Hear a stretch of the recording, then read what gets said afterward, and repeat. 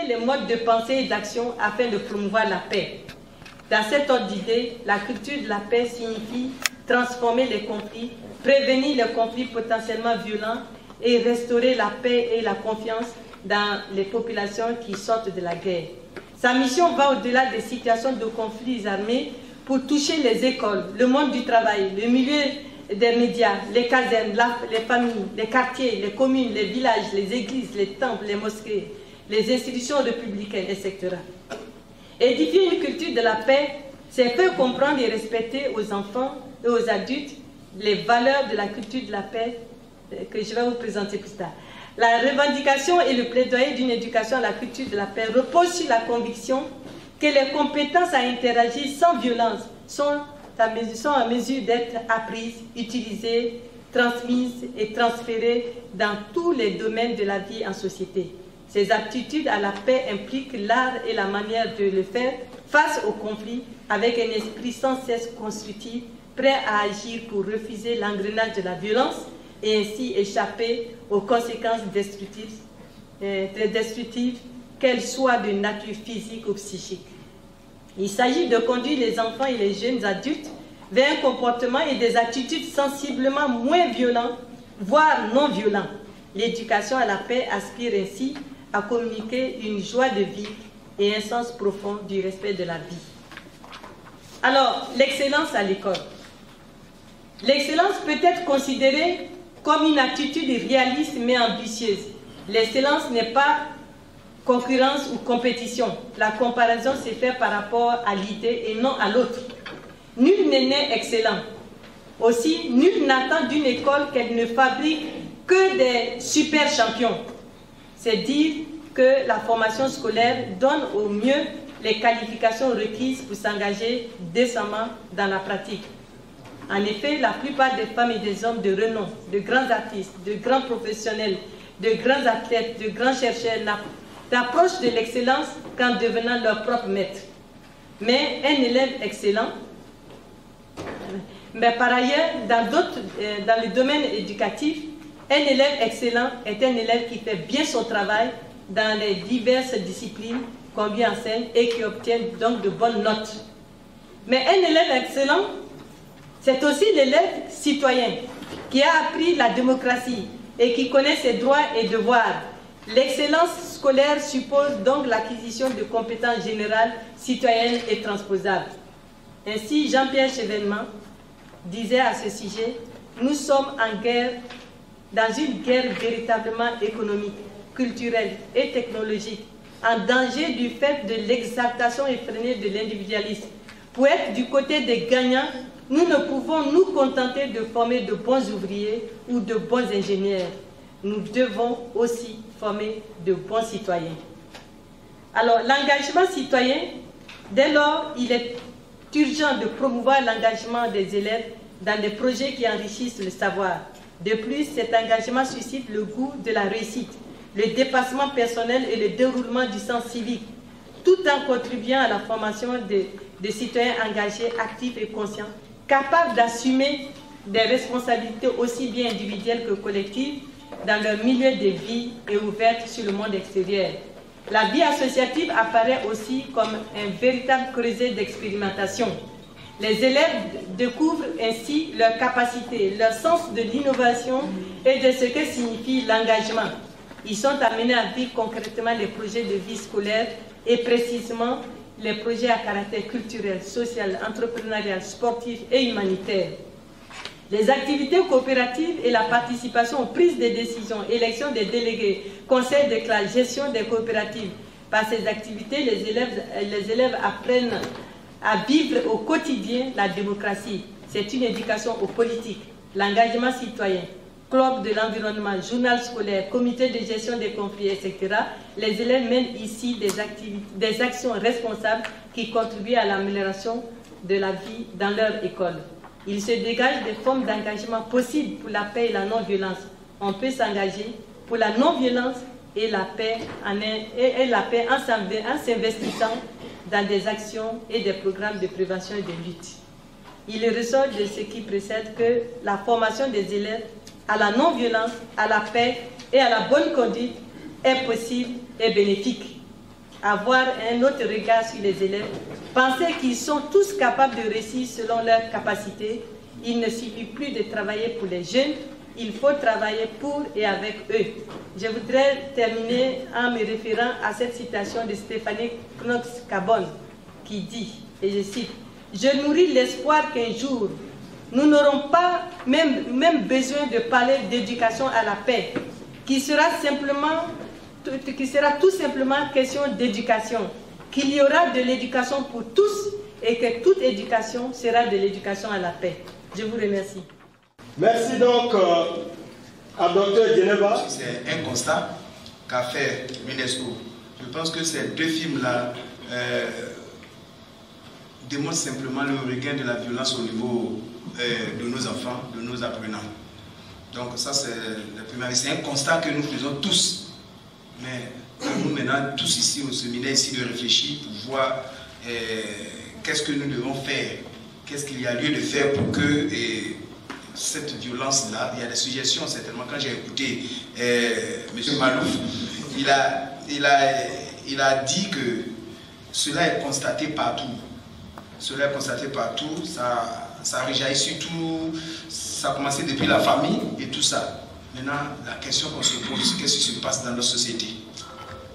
C'est ensemble, maintenant on va voir, comme on demande de participer, c'est ensemble qu'on va essayer de réfléchir pour voir qu'est-ce que nous devons faire en tant qu'encadreurs pour que ce type de violence-là, soit on va l'éradiquer ou diminuer un peu. Voilà. Voilà un peu ce que je peux dire. Il y a le phénomène qu'ils appellent, je crois, tontine sexuelle. Après ça, il y a des histoires de drogue. Non, vraiment, il y a des gens qui viennent avec des machins, souvent même avec des armes. Donc, je crois que cette formation est bienvenue.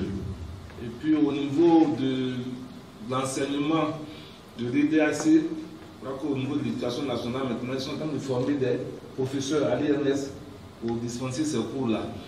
Sinon, jusque-là, ce n'étaient pas des gens qui étaient pratiquement vraiment outillés pour faire cette formation. On prend des soirs des professeurs de mathématiques pour aller faire les DAC, on prend des professeurs de sciences physiques, ce n'était pas trop intéressant. Donc je pense bien que cette formation se continue, et puis au sortir de là, on saura nous tous ce qu'on va faire sur le terrain. La violence entre les enfants, on a allé plus loin. Et c'est maintenant les enfants qui s'attaquent aux professeurs, à l'autorité, et que la violence est déportée maintenant des enfants jusqu'à l'encadrement, jusqu'à l'autorité. Je pense qu'avec ce séminaire, nous allons réfléchir ensemble pour voir comment est-ce qu'on peut réduire cette violence, non seulement au niveau des enfants et au niveau des enseignants. Mais en même temps, il y a beaucoup de phénomènes qui se passent dans l'établissement. Le problème des fumoirs. Nous devons comprendre comment est-ce que ce phénomène du fumoir s'est déplacé des faubourgs, de la ville, et donc s'est installé dans les établissements. Est-ce qu'il y a des complicités? Qu'est-ce que l'autorité policière fait? Parce qu'il est récurrent que lorsqu'on montre, on indique les endroits où les enfants fument, et qui est su, ce tas de fait est su, l'autorité policière ne vient pas. On a fait le constat à Tomoudi. Les endroits sont connus de tous. Les enfants sont répertoriés, on les connaît, mais il y a un silence notoire. Donc on va chercher à comprendre aujourd'hui. Je pense que ces séminaires aussi sont là pour tous ces faits-là. Il faut comprendre. Et donc il faut mettre la main sur ces plaies et ensemble nous faisons des choses. Tout à l'heure fait un constat de vendredi soir. Je voudrais vraiment confirmer que cela vraiment a lieu sur notre site du lycée scientifique. Je voudrais vraiment réfléchir un peu avec vous, qui êtes ici ce matin, pour dire que la violence à l'école est un constat. C'est un constat général. Tout à l'heure, nous avons suivi des émissions vidéo et nous avons tous été vraiment informés que la violence vraiment accourt dans nos établissements. Mais ce que je voudrais faire remarquer, c'est qu'en Afrique, de manière spécifique, c'est surtout après les années 90 que la violence vraiment a fait son entrée à l'école, avec l'ère du multipartisme. Et qui est coupable? Je pense bien que c'est le politique d'abord, puisque avant 1990, ou bien pendant les années 90, il y avait la note de conduite à l'école. Cette note de conduite a été supprimée pour des raisons que nous ignorons. Aujourd'hui, avec le Parlement des enfants, avec les ONG qui veulent bien protéger les enfants, il est admis à l'école de ne plus frapper les élèves, de ne plus les injurier, de ne plus les humilier. Donc cela fait que l'adulte que nous sommes a pris du recul. Et justement, cette violence donc a regagné du terrain. Et c'est ce que nous sommes en train de déplorer ici ce matin. Moi, je voudrais vraiment amener tout le monde à réfléchir dans quel sens. Dans le sens où, si nous pensons que l'homme, à l'état de nature, est un loup pour l'homme, si l'homme, à l'état de nature, il est né mauvais, s'il est belliqueux de manière naturelle, ça veut dire qu'il faut vraiment un pouvoir fort, il faut une autorité forte pour pouvoir justement réfréner ces pulsions naturelles. Il faut que la note de conduite revienne à l'école. Parce que c'est la seule arme dont nous disposons, nous autres adultes, pour pouvoir justement étouffer dans l'œuf la violence naturelle qui est en nous, pour parler comme Thomas Hobbes. Si nous pensons également, au contraire, que l'homme est né bon, c'est-à-dire, ça c'est Jean-Jacques Rousseau qui a développé cette thèse-là, si l'homme est né bon, c'est-à-dire que si nous sommes tous nés bons, si les enfants sont nés bons, que c'est la société donc qui le déprave, qui le rend violent, ça veut dire qu'il revient maintenant à nos autorités, comme je l'ai dit toujours, c'est la même conclusion, qu'on puisse vraiment avoir un pouvoir fort pour ne pas que, justement, cette violence qui accourt dans la société se reproduise à l'école. Alors, si nous pensons que c'est la société belliqueuse qui fait que le milieu scolaire aussi est devenu belliqueux, il faut peut-être faire le contraire pour que nos établissements soient comme des laboratoires où nous expérimentons vraiment des valeurs civiques et citoyennes, de sorte que, justement, ces fruits de ce laboratoire qu'est l'école puissent rejaillir sur la société tout entière. Donc on peut faire le contraire. Au lieu que l'école soit, j'allais dire, subisse les conséquences de la société entière qui est belliqueuse, on peut faire le contraire pour que l'école soit une vitrine, un laboratoire où les valeurs sont promues et que la société entière puisse en bénéficier. Je voudrais donc terminer sur le péché d'Adam. Parce que nous disons que Adam, nous le savons tous par les religions révélées, que Adam a péché contre Dieu. Si Adam était aussi bon, il n'aurait pas péché contre Dieu. Qu'est-ce que Dieu doit faire? Dieu doit taper sur Adam. Donc, de la même manière, je conclue avec Thomas Hobbes que l'homme est un loup pour l'homme à l'état de nature, il faut pouvoir lui taper dessus. Et donc, il faut que les normes de conduite reviennent à l'école. Si les normes de conduite ne reviennent pas à l'école, nous serons tous désarmés. Nous ne ferons qu'assister à ces scènes de violence et nous allons tous jeter l'éponge et à un moment donné, nous serons tous emportés par cette violence. Je vous remercie. Conan Hervé Jean-Luc, je suis l'éducateur au lycée BIS 2. J'abonde dans le même sens que mon prédécesseur. Aujourd'hui, face à la recrudescence de la violence en milieu scolaire, nous personnels d'encadrement, nous sommes en proie à beaucoup de difficultés. Il convient dès lors que des mesures coercitives soient appliquées pour que l'éducateur, l'inspecteur d'éducation, l'inspecteur d'orientation reprennent son bâton de pèlerin. Donc, il conviendra dès lors de réinstaurer la note de conduite et d'autres mesures y afférentes. Jean Habib, éducateur au collège moderne Lomokanko. Je suis précisément à 25 km du département de Tébissou en partant à Didier. Je voudrais d'abord, au nom de mon chef d'établissement, remercier tous les initiateurs de ce séminaire et dire que je suis ému en tant que jeune éducateur en fonction depuis 2 ans au niveau de la draine de Yamsoukro. Ce séminaire vient à point nommé. À point nommé parce que, étant jeune, qu'est-ce que je constate sur le terrain? Nous constatons beaucoup de défiance.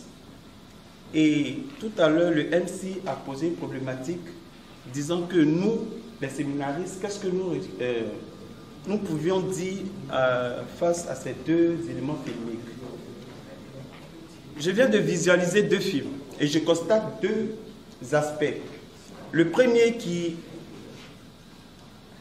nous montre une activité du ministère de l'Éducation nationale sur la sensibilisation sur le civisme en milieu scolaire, et un élément filmique qui nous montre tout le contraire, qui jette un pavé au niveau des hommes pour dire que faites attention, voilà un fait social qui commence à gangréner le ministère de l'Éducation nationale dans tous les établissements scolaires. Qu'est-ce qui a pu bien se passer de 30 ans en arrière quand nous voyons qu'un enfant face à une autorité de l'école, immédiatement l'enfant se cache. Mais maintenant, quand un enfant de maintenant voit un cadre ou bien une autorité de son école, quel comportement qu'il a? Je voudrais poser la question. Qu'est-ce qui a pu bien se passer de 30 ans, c'est-à-dire qu'on prend de 1970 jusqu'à nos jours, de 2000 jusqu'à maintenant? Point d'interrogation. C'est inimaginable de voir en si peu de temps le monde, la vie de nos enfants a complètement basculé. Quand je dis 30 ans en arrière, je vais prendre en exemple nos aînés qui sont ici.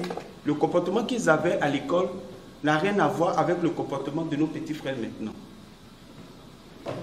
Le civisme, un engagement de tous pour une école de qualité, tel est le thème du ministère de l'Éducation nationale. Mais ce thème a point nommé, à telle enseigne que Madame le ministre a pu reconduire ce thème vu la gravité de la situation que nous vivons depuis la crise que nous connaissons depuis 1999. Mais moi, je voudrais dire quoi? Et je pense que ici, tous présents, nous avons tous des aptitudes et des compétences, puisqu'il y a des inspecteurs, il y a également des éducateurs et autres autorités de la place pour pouvoir juguler un tant soit peu au mal. Mais mon apport ce matin se situe dans le fait que nous, les personnels d'encadrement, nous sommes désarmés. À telle enseigne que, en tant qu'éducateur, quand tu es au milieu de tes enfants, puisque nous sommes au quotidien avec les enfants, ni le professeur, ni le chef d'établissement, ni M. Lasseux ne peuvent dire réellement la vie d'un élève, à part l'éducateur. Mais qu'est-ce que nous avons comme âme devant nos enfants? Mais quand vous êtes au milieu des enfants, je vous le dis, c'est une passion. Parmi eux, il y a des bons. Parmi eux, il y a véritablement des casse-pieds. Tu te demandes d'où ils viennent.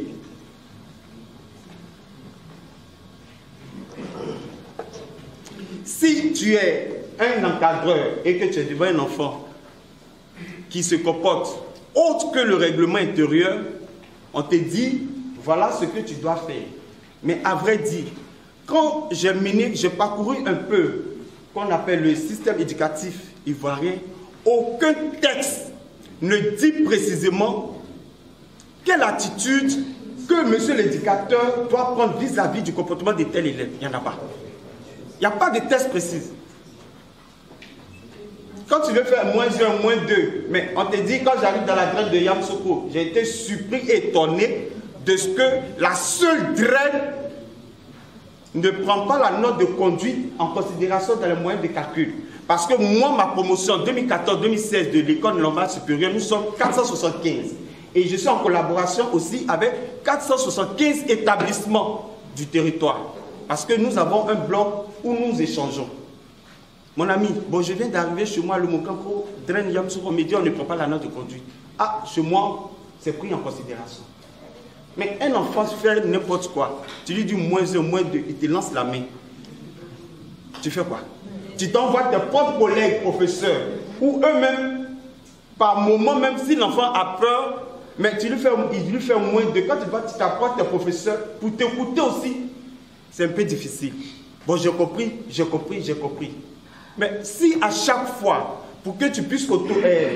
maintenir ton autorité devant un enfant, tu dois passer par tiers. Mais l'enfant, il sache que maintenant que tu as une patate mouillée.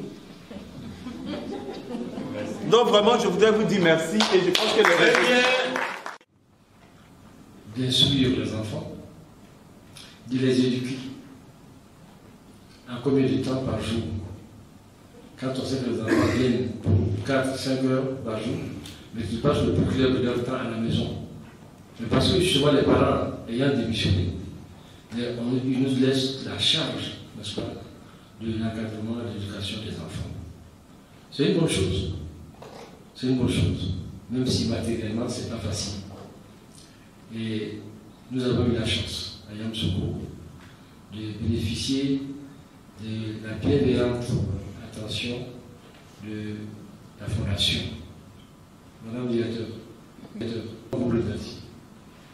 Parce qu'une telle séance de travail de formation, en d'autres lieux, je ne sais pas si la grande Yamoussoukro pourrait supporter la charge de cette formation. Mais vous l'avez toujours fait avec beaucoup d'engouement. Et chaque fois qu'on vous sollicite, même comme l'impression que vous nous attendiez déjà. Tout est déjà là, tout est déjà prêt. Je voudrais vous dire grand merci et vous demander de traduire à monsieur le professeur Jean-Robert Lecou toute notre gratitude.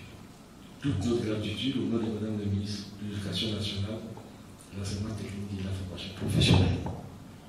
Nous espérons qu'au sortir de ces différents séminaires,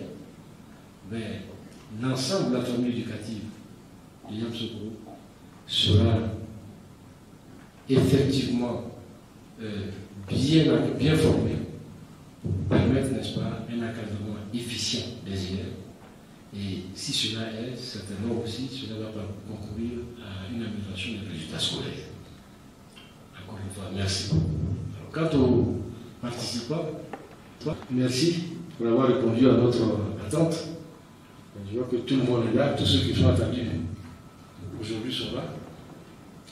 Et j'espère qu'il y aura un impact, que cette formation aura un impact positif sur cette formation à laquelle vous assistez et effectivement vous permettre de renforcer vos capacités. Et qu'au retour des congés du Pâques, c'est vrai, tous les éducateurs ne sont pas là, tous les inspecteurs de notation ne sont pas là, tous ceux qui étaient attendus n'ont pas pu venir, mais pour ceux qui sont venus, je pense que si nous nous organisons de façon efficiente, on pourrait démultiplier ce que vous aurez appris ici pendant 48 heures. Pendant 48 heures. Voilà. Soyons attentifs, soyez attentifs, prenez bonne note, soyez participatifs. C'est l'occasion, hein. Quand on a un formateur de qualité comme Mme Douya, première fois on profite. Parce qu'on n'a pas toujours cette occasion-là.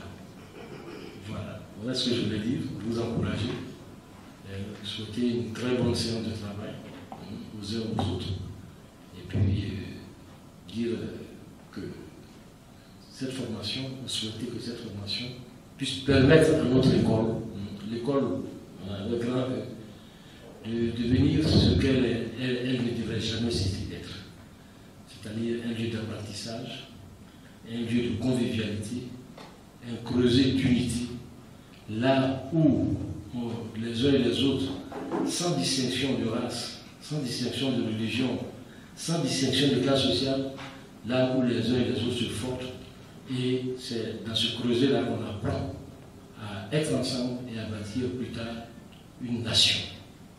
Je voudrais vous dire un grand merci, Mme Douya. Merci bien.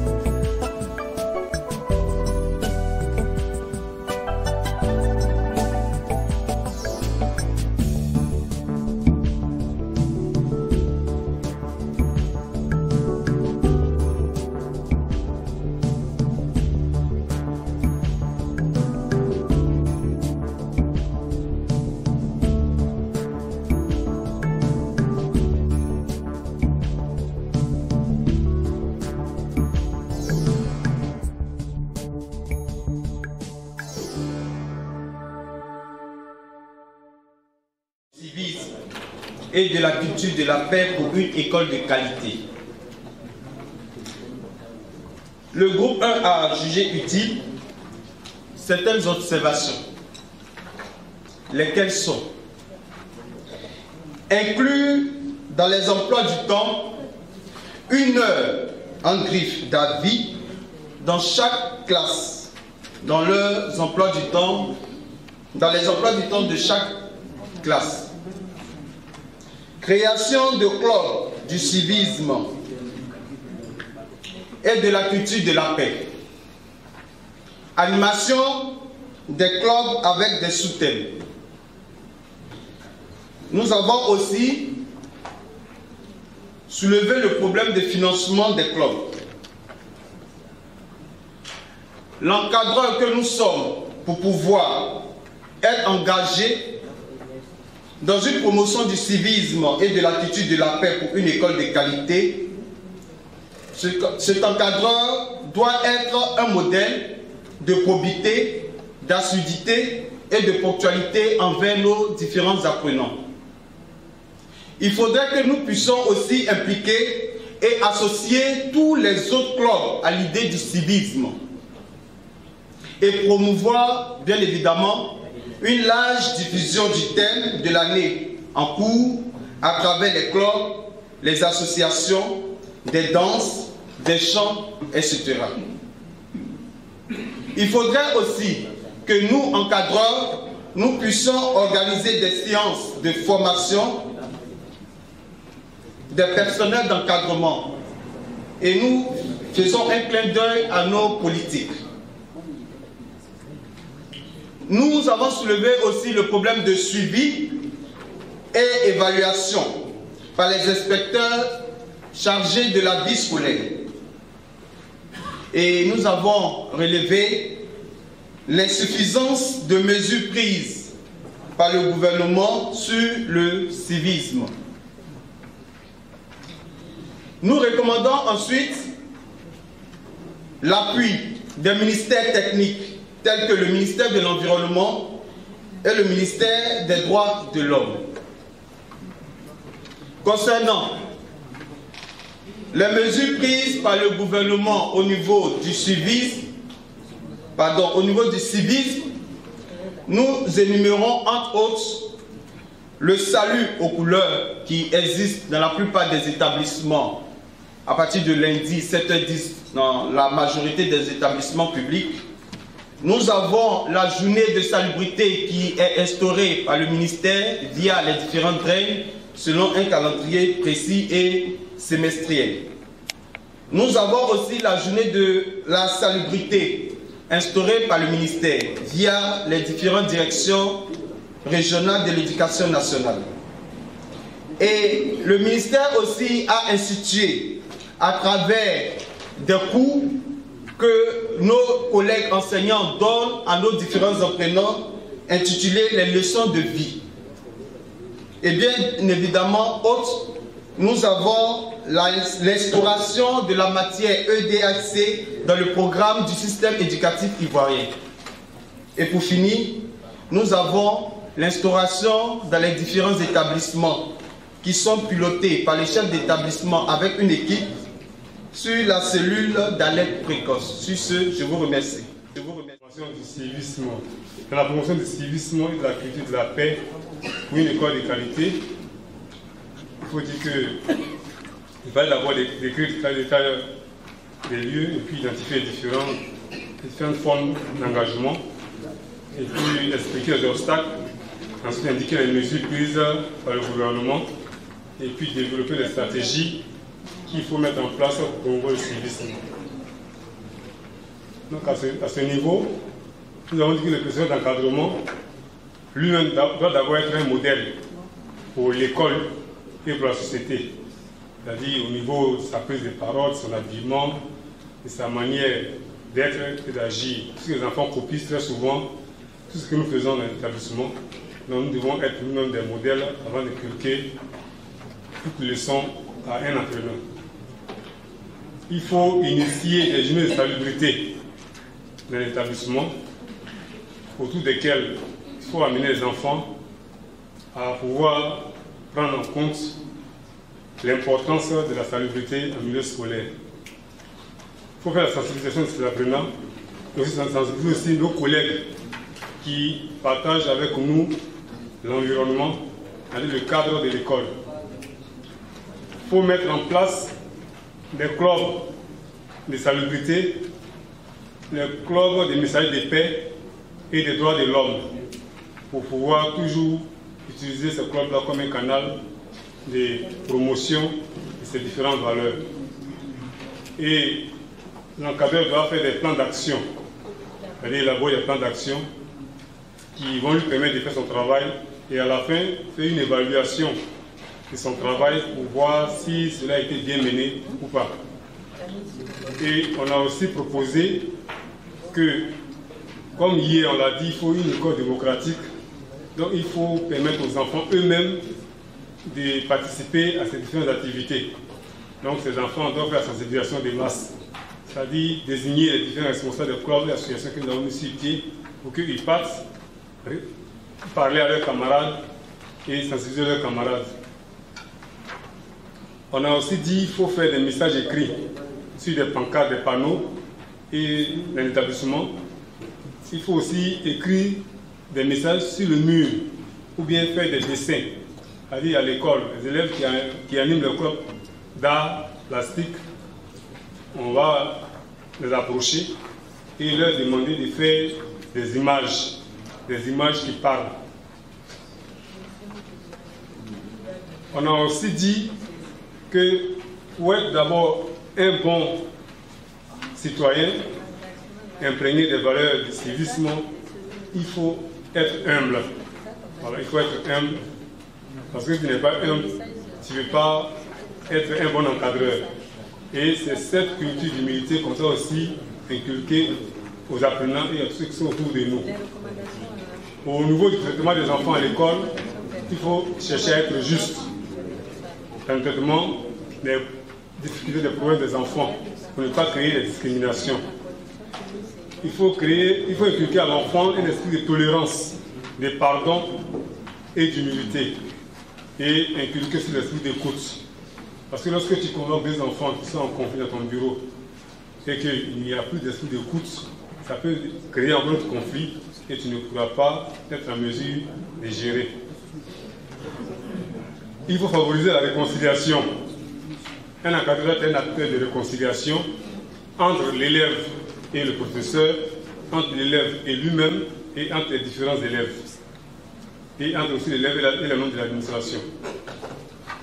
Il faut apprendre à reconnaître ses fautes. Et puis, mettre en place des clubs, comme on l'a dit plus haut. Il faut que ces clubs-là fonctionnent avec un budget bien défini, bien détaillé, qui peut permettre à ces clubs-là de fonctionner. Mais comme on l'a dit, il y a souvent des obstacles qui font qu'on n'arrive pas à pouvoir faire la promotion de la paix dans l'établissement. On a dit que très souvent, les autorités n'arrivent pas à cerner le travail réel des encadreurs. Parce que il faut dire qu'au niveau des encadreurs qui sont les éducateurs sur l'éducation, sur le plan hiérarchique, il n'y a pas une inspection générale qui peut venir les inspecter et faire des séminaires, des ateliers avec eux pour pouvoir, on appelle ça, permettre à ces personnes-là de s'outiller davantage. Donc, il y a la méconnaissance de notre travail par l'autorité. Il y a aussi l'insuffisance des personnels d'encadrement de l'établissement qui constitue un obstacle, un frais. Et il y a aussi la charge que nous avons au niveau des enfants. Dans un établissement où il y a un impression d'encadrement, souvent il gère 500, 600, voire 1000 élèves à lui seul. Quelqu'un qui gère 1000 élèves, comment peut-il régler les conflits, en même temps initier des activités au niveau des clubs et faire d'autres activités pour pouvoir permettre à l'école de vivre normalement. Donc ce sont les obstacles qui peuvent freiner son travail. Maintenant, par rapport aux stratégies qu'il faut mettre en place, on a dit qu'il faut faire des conférences. Les conférences dans les établissements pour pouvoir amener les enfants à écouter, à apprendre et pourquoi pas des conférences à l'endroit des collègues, professeurs et autres. il faut aussi mener des activités à les enfants. Tout à l'heure, on l'a dit, il faut faire des clubs. Les clubs ne doivent pas rester dans les placards, il faut que les clubs là fonctionnent. Mais il faut amener les enfants à faire ces activités. Au niveau des conflits, chercher à réglementer de façon pacifique les conflits et trouver des solutions. Au niveau de la gestion des clubs et associations, il faut chercher aussi des financements, soit au sein de l'école ou bien des financements extérieurs avec des partenaires ou bien des sponsors.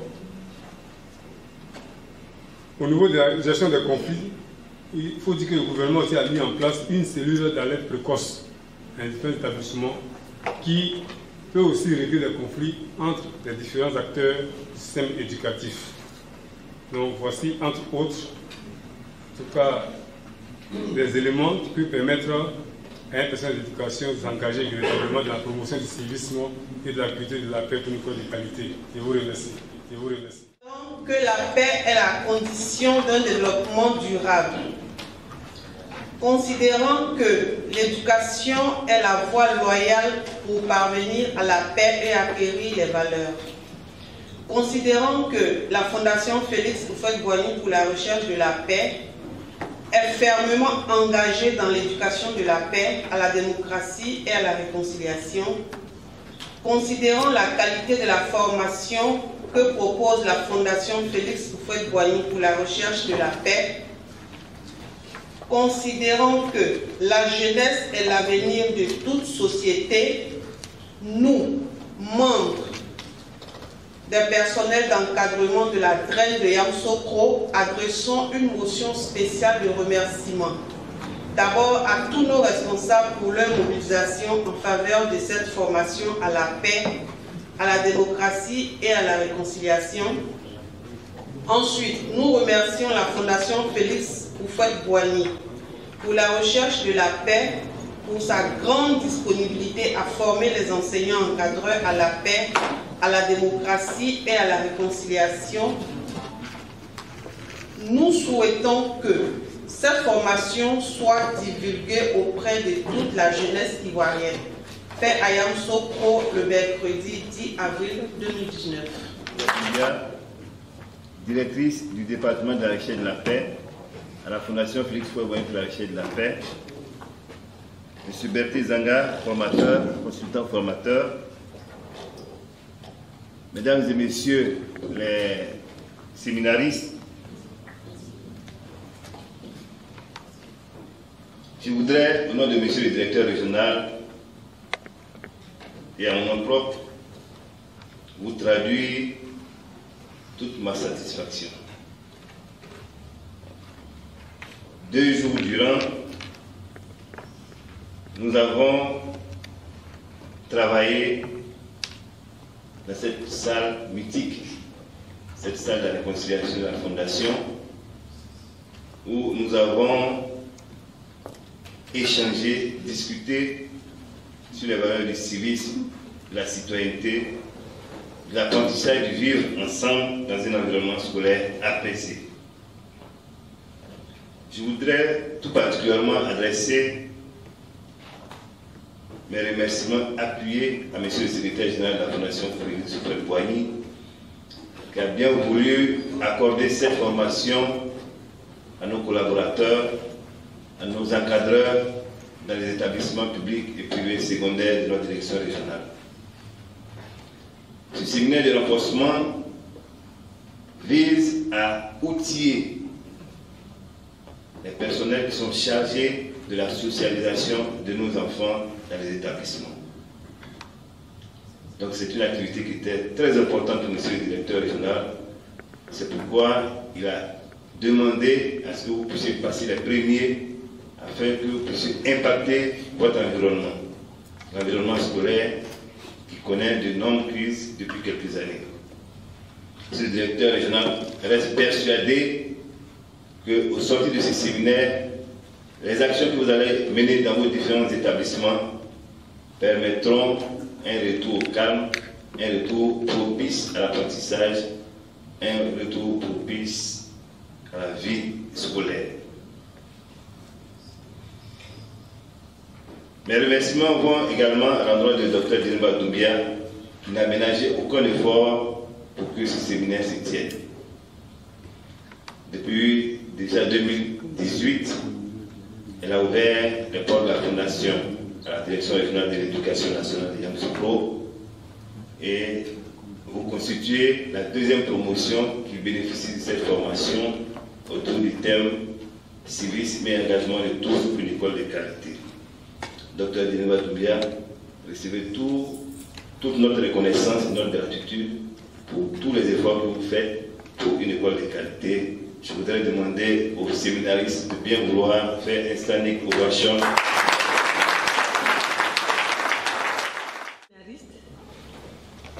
Ce séminaire qui a rassemblé environ 50 participants, inspecteurs d'orientation et éducateurs de la DREN de Yamoussoukro, a permis de réfléchir sur les thèmes civisme, citoyenneté et apprentissage du vivre ensemble dans un environnement scolaire apaisé. Je voudrais tout particulièrement remercier Monsieur le directeur régional de l'éducation nationale de Yamoussoukro, initiateur de ce projet, qui a tout mis en œuvre pour la réussite de ce séminaire. Merci, Monsieur le représentant du DREN. Merci à tous vos collaborateurs qui ont été efficaces tout au long de ce travail. Nous venons de réussir ensemble cette importante rencontre. La richesse des contributions et leur complémentarité, malgré leur diversité, ont été manifestes tout au long de ces 2 jours. Les participants ont suivi des exposés, travaillé en atelier et échangé en toute liberté. Ils ont fait preuve d'une grande disponibilité et manifesté leur engagement citoyen dans la promotion du civisme, de la citoyenneté et de la culture de la paix à l'école. Par la franchise, la courtoisie, l'humour, et il fut pour beaucoup dans la réussite de ces séminaires de formation. Permettez-moi de remercier l'ensemble des participants pour leur engagement, leur implication, leur constance, ainsi que pour la qualité de leurs contributions et de leurs interventions dans les discussions. Chères participantes, chers participants, veuillez recevoir mes vives félicitations. Nous vous exhortons à être des artisans de paix, des réconciliateurs dans vos établissements et partout en Côte d'Ivoire. Le passage d'une culture de la violence exige une transformation. Le passage d'une culture de la violence à une culture de la paix exige une transformation des problèmes par l'adoption de solutions créatives et constructives. En tant qu'inspecteur d'orientation et éducateur, chacun de vous doit jouer un rôle de leader en influençant positivement les mentalités, les attitudes et les comportements. Je vous souhaite bon retour dans vos établissements, dans vos familles, et je vous donne rendez-vous bientôt, quelque part dans vos établissements. Et je pense que c'est un groupe qui va continuer. Réfléchissez à la formule sous forme de réseau, c'est pas une plateforme d'échange, de telle sorte que ce travail que nous faisons puisse faire tâche d'huile dans toute la Côte d'Ivoire et que la réflexion parte de Yamoussoukro, parte de vos établissements, parte de vous-même. Et donc, sur quelques mots, je vous dis merci et à bientôt. Merci à vous. Lycée Aimé la Diplomatie. Alors que retenez-vous ces 2 jours de formation? C'est une formation bien menée et qui nous a appris à concevoir ce que c'est que le droit de l'enfant à l'école et comment faire la mise en application de l'établissement. Le civisme maintenant foutu le camp. Et ces genres de formations nous permettent, nous spécialistes des choses, de nous mettre en relation avec les ouvrages, les séminaires, et cela va nous permettre, dans les écoles, de maintenir nos enfants en éveil par rapport au civisme et par rapport à tout ce qui est comme paix, tout ce qui est manque de paix, comportement de paix. Alors, une fois de retour chez vous, comment cela va se passer? De retour chez nous, nous allons éveiller la conscience, nous allons restaurer les cours de civisme et de paix, nous allons, dans nos comportements, avec des approches nouvelles, voir comment instaurer davantage le nouveau comportement à l'école, pour que véritablement l'école soit un lieu de démocratie, un lieu de civisme, un lieu de savoir-vivre, parce que cela nous manque actuellement. Monsieur, vous êtes monsieur? Monsieur Si Abdou, monsieur Kamel Ali Tounoudi. Je suis monsieur Avoie Jean-Paul, du collège Élise de Yamsoukro. Il faut dire que ce séminaire vient à point nommé. Ce séminaire vient à point nommé vu le regain de violence au milieu scolaire. Ce séminaire vient nous aider à acquérir connaissances qui vont nous permettre quand même de pouvoir socialiser nos apprenants, nos élèves. Nous sortons de ce séminaire ragailladis partout, parce que des collègues sont tout à fait partout. Je voudrais dans un premier temps quand même dire merci à M. André Diaco pour ce qu'il a fait, parce que vous remarquerez que dans la drame de Yamsoukro, quel que soit tout ce qui s'est passé avec toute la Côte d'Ivoire, la drame de Yamsoukro est véritablement restée une traîne très sereine. Et je pense que c'est grâce aussi en grande partie des actions telles qu'il vient d'initier pour la formation de nous, éducateurs, de nous, inspecteurs d'orientation, que nous sommes. Parce que, comme le dirait l'autre, quelqu'un qui est mal formé, qu'est-ce que vous pouvez espérer de lui? Alors je pense qu'il est très important que ce type de séminaire puisse non pas seulement s'organiser à Yamsoukro, nous voudrions, parce que ça fait partie des résolutions que nous sommes en train de prendre. Nous demandons à la Fondation Félix Houphouët-Boigny de tendre ce type de séminaire pour que nos camarades partout en Côte d'Ivoire puissent bénéficier de cette formation pour socialiser plus nos enfants, inculquer à nos enfants cette notion de civisme. Nous sommes en train de constater cela fréquemment dans nos établissements, et donc nous appelons les autorités compétentes à nous aider. Et nous, éducateurs, nous n'avons pas assez de temps. Comme on le dit, nous n'avons pas assez de temps. Il n'y a pas dans les plages horaires un temps pour pouvoir véritablement enseigner cela. Donc dans nos recommandations, nous avons demandé à ce que par semaine, on nous accorde au moins une heure par classe pour nous permettre de mettre en pratique ce que nous voulons voir comme activité. Vraiment, nous, comme ce que nous faisons au niveau des autorités compétentes, c'est que cela soit fait. Sinon, ça ne sert à rien de pouvoir faire des formations et de venir s'asseoir dans les bureaux. Nous demandons que l'une des revendications, que nous demandons, c'est de faire en sorte qu'au moins on puisse avoir un temps libre pour pouvoir exercer calmement et de faire appliquer ce que nous venons de faire. Et dans la mise en pratique, comment cela va se passer sur le terrain? Alors dans la mise en pratique, nous pensons que nous allons créer, déjà il y a des clubs qui existent déjà, et nous avons décidé de pouvoir former certains de leurs camarades, des élèves qu'on va appeler des pères éducateurs, qui vont nous aider à faire une large diffusion de tout ce que nous venons de faire. Et créer aussi encore ce que nous appelons un club de civisme. L'État a déjà commencé. Chacun, sur le terrain, nous allons essayer de créer encore d'autres clubs qui vont nous permettre quand même de mettre en pratique ce que nous venons de passer. Sinon, ça ne sert à rien si on quitte ici et que nous ne cherchons pas à vulgariser le problème. Je pense que c'est ça. Vous êtes monsieur? Et je suis monsieur Avoie Jean-Paul, du collège Élise Yamsoukro. Merci beaucoup. Alors, que retenir de ces 2 jours de formation du séminaire? Au sortir de ces 2 jours de formation, je peux dire que nous avons été édifiés, nous avons été outillés à mieux coopérer avec les enfants, avec nos collègues encadreurs et surtout avec les parents d'élèves. Et quels sont les grands axes, les grandes lignes qui ont marqué chez vous? Nous pouvons retenir essentiellement les outils qu'on nous a donné ici par rapport à la culture de la paix. Comment se comporter avec les enfants, comment se comporter avec soi-même, comment se comporter dans la société.